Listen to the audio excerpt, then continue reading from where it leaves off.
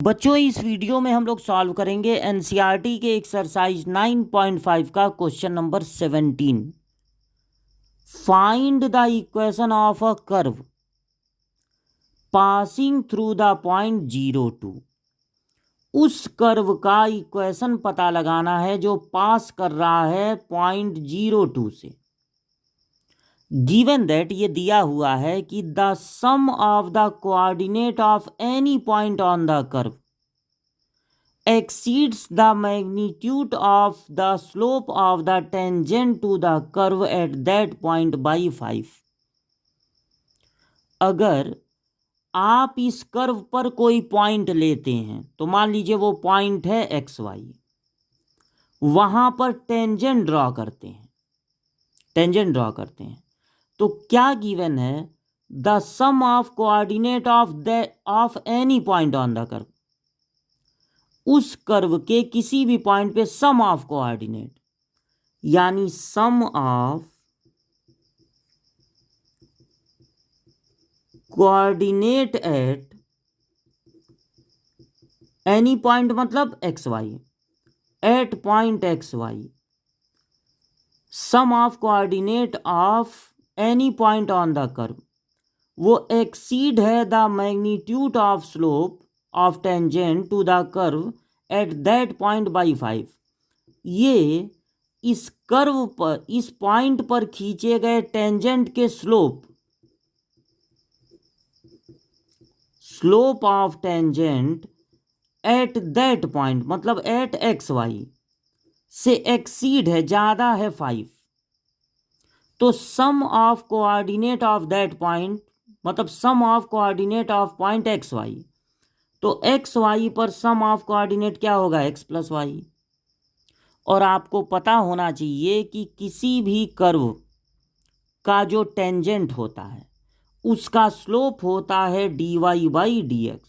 Slope क्या होता है? D y by d x. ये इससे ज़्यादा है 5।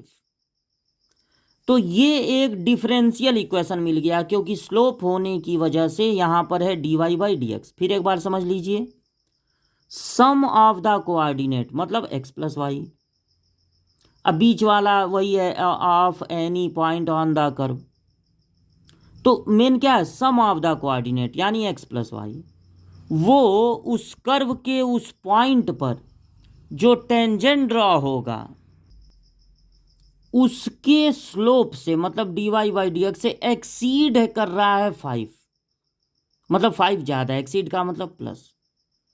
तो ये डिफरेंशियल इक्वेशन है। अब आपको इस कर्व का इक्वेशन पता लगाना है। इसका मतलब ये होगा कि इस डिफरेंशियल इक्वेशन से नॉर्मल इक्वेशन पता लगाना है, मतलब d y by d x को एलिमिनेट करना है, डी वाई डी एक्स को गायब करना है। तो ये जो एक्सरसाइज है 9.5 वो आपको बताना चाहती है लीनियर डिफरेंशियल इक्वेशन के बारे में।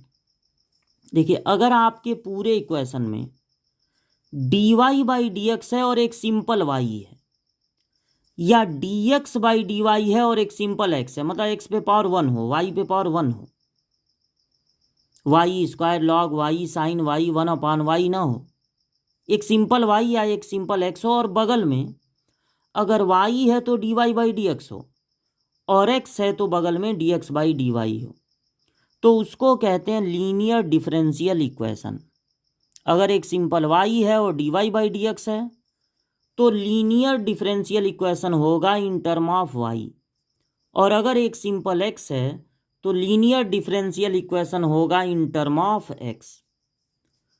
अगर लीनियर डिफरेंशियल इक्वेशन हो तो पहले पता लगाते हैं इंटीग्रेटिंग फैक्टर, उसके लिए ये फार्मूला याद करना पड़ेगा, और जब इंटीग्रेटिंग फैक्टर पता चल जाए तो एक और फार्मूला लगाते हैं, वो आपको याद करना पड़ेगा। पहले आइए देखते हैं कि ये लीनियर है कि नहीं। तो यहाँ पर तो एक सिंपल वाई भी दिख रहा है, वाई पे पावर 1, और एक सिंपल एक्स भी दिख रहा है, लेकिन अगर ये d y by d x है तो d y by d x के बगल में लिख दीजिए वाई, इधर जाएगा ये -y, और इनको ये इधर चला गया, इनको एक तरफ कर दीजिए, यानी x -5। अब क्यों इसके बगल में x नहीं रखे हैं? क्योंकि ये dx/dy नहीं है, ये dy/dx है, इसलिए बगल में y रखे हैं। तो ये हो गया it is linear in term of y। जब y के टर्म में लीनियर है तो dy/dx का कोफिशिएंट होना चाहिए 1, वो तो 1 है, उसमें नहीं कोई दिक्कत है। जब dy/dx का कोफिशिएंट 1 हो तो इसको कंपेयर कर देंगे, compare it by dy/dx plus py equal to q से, कैपिटल P लिख दीजिए, py इक्वल टू q से। तो जो y के बगल में y का जो कोफिशिएंट है वो p होगा, तो p की वैल्यू हो जाएगी -1, क्योंकि y के बगल में क्या है -1, मतलब y में किसका मल्टीप्लाई हो रहा है -1 का। और जो इक्वल टू के दूसरे तरफ है वो पूरा का पूरा हो जाएगा q, तो q होगा x -5।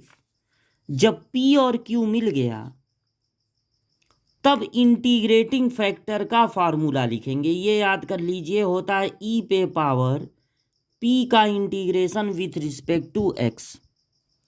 अब p यहां पर आया है -1,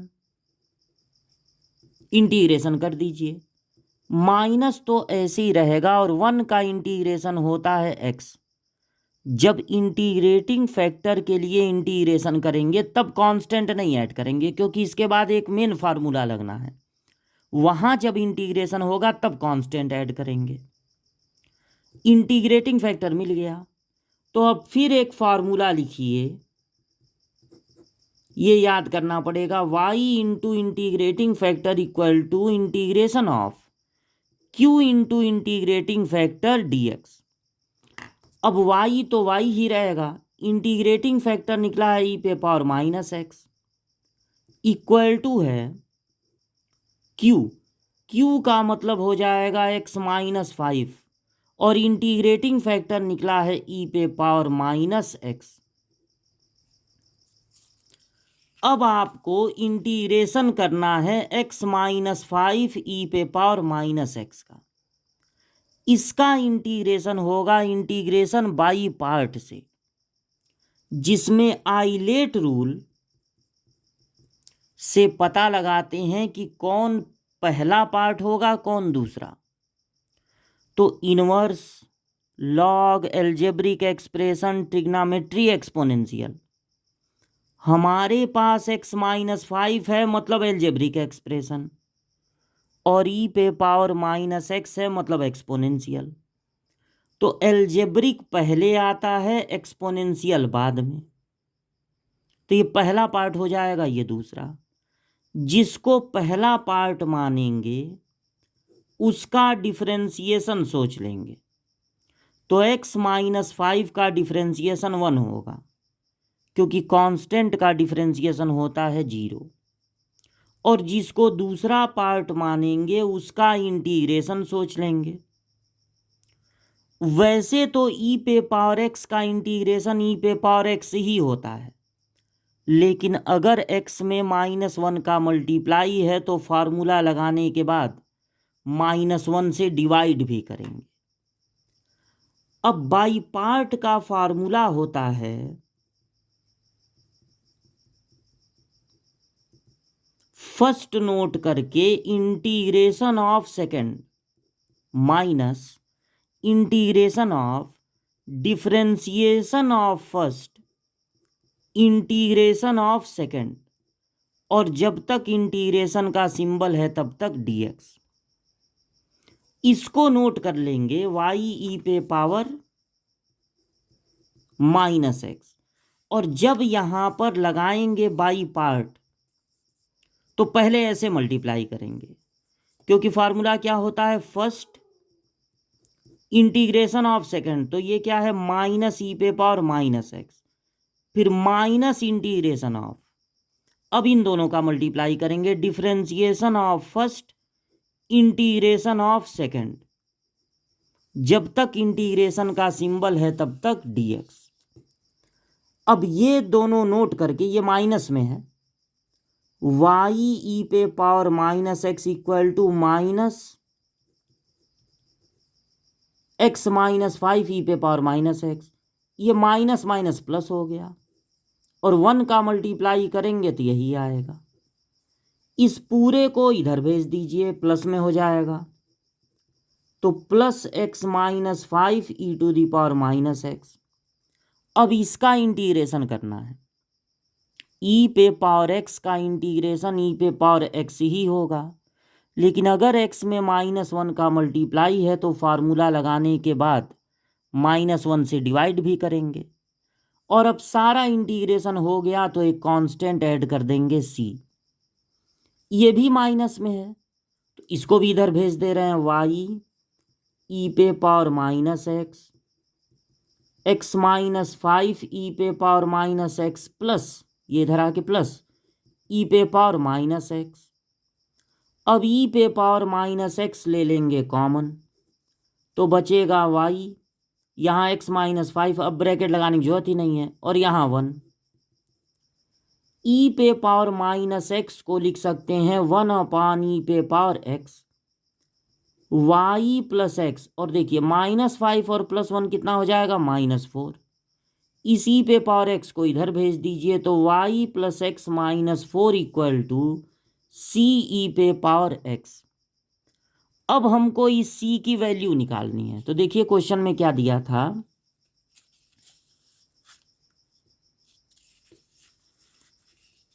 क्वेश्चन में सबसे पहले दिया था कि ये कर्व 2 से पास कर रही है, तो उसका यूज करेंगे हम सी की वैल्यू निकालने में। सिंस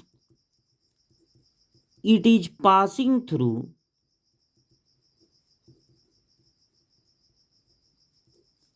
क्या था, 20 था कि 02, तो अगर ये 02 से पास कर रहा है तो 02 इसको सेटिस्फाई करेगा, मतलब x की जगह 0 और y की जगह 2 रख सकते हैं, तो putting x equal to 0 y equal to 2, तो y की जगह 2 रख देंगे, x की जगह 0, x की जगह 0, तो यहाँ आएगा -2, और ई पे पावर 0, किसी पावर 0 इसके लिए 1 होती है, यानी c की जगह रखना है -2, तब हमको मिलेगा y plus x -4 equal to -2 e पे पावर x। यही होगा उस कर्व का इक्वेशन, कोई भी आप इधर उधर ट्रांसफर कर सकते हैं। इसको लिख सकते हैं x plus y plus 2 e to the power x equal to 4। या मत कीजिए, ऐसे ही रहने दीजिए, आपको कर्व का इक्वेशन मिल गया है।